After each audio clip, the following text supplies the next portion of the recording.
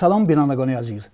ساعت به وقت پراگ 10 است. من میرزا خالقزاد از قرارگاه مرکزی رادیو آزادی در پراگ برای شما سرخط موضوعهای روز را معرفی میکنم. بعد 3 ساعت دیگر در پخش مستقیم برنامه خبری رادیو آزادی پیشنهاد شما می شود که این و دیگر موضوعها مطرح می گردند. عربستان سعودی از دیروز به خاطر پیشگیری از پنجشنبه کرونا ویروس به طور موقتی ورود افراد به این کشور را برای ادای حج عمره و زیارت مسجد پیامبر منع کرد.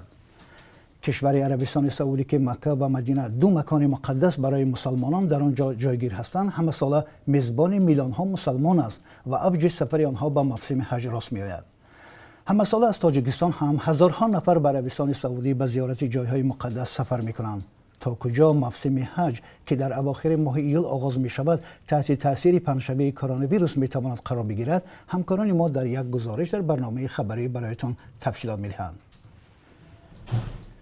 صبح امروز در مجمع طبع و نشر شرق آزاد در دوشنبه سوختار به عمل آمد. علنگه آتش آشیانه 11 بینا جای کاری رسانه‌های تاجیکستان و عائله را فرا گرفت. برای خاموش کردن آتش بیش از 10 ماشین سوختار نشانی سفربر شدند.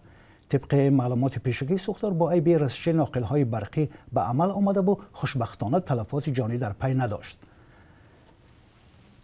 امروز دادگاه حکم رئیس شرکت اینوستلاتا و همراهانش را اعلان کرد. عیبدار کننده دولتی برای آنها از 6 تا 23 سال زندان را طلب کرده بود. مسئولین اینوستلاتا که 2 سال قبل در دوشنبه بازی برناک لاتاری معروف با بینگو 37 را تشکیل نموده بودند، حالا با چند ماده کودکس جنایی از قبیل تشکیل قمارخانه، قلابی، معاملات غیرقانونی اسعار متهم می شدند. جزئیات را در برنامه خبری منتظر باشید.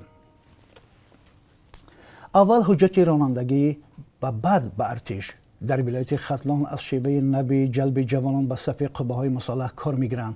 مقامات در شهر و نواحی این ولایت اعلام کردند که جوانان امکان دارند رایگان 3 ماه تحصیل کرده بعد صاحب حجت رانندگی به کسب‌های دیگر شوند و به سربازی بروند. در این باره در برنامه خبری معلومات می‌دهیم. جایز به تاکید است که قبلا نیز برای هوسمند کردن جوانان به خدمت مقامات امتیازهای مختلف را برای آنها وعده می‌کردند، ولی بعدا این جوانان شکایت کردند که وعده‌ها اجرا نشدند. بینندگان عزیز، امروز چند مطلب دیگر راجع به آمادگی‌ها به انتخابات مجلس نمایندگان هم خواهیم داشت که همکارانم تهیه نمودند و پیشکش شما خواهند شد. و همینطور همه شما را به تماشای برنامه خبری رادیو آزادی دعوت می‌کنم که ساعت 5 به وقت دوشنبه و ساعت 3 به وقت مسکو تقدیم می‌گردد. خدا نگهدار.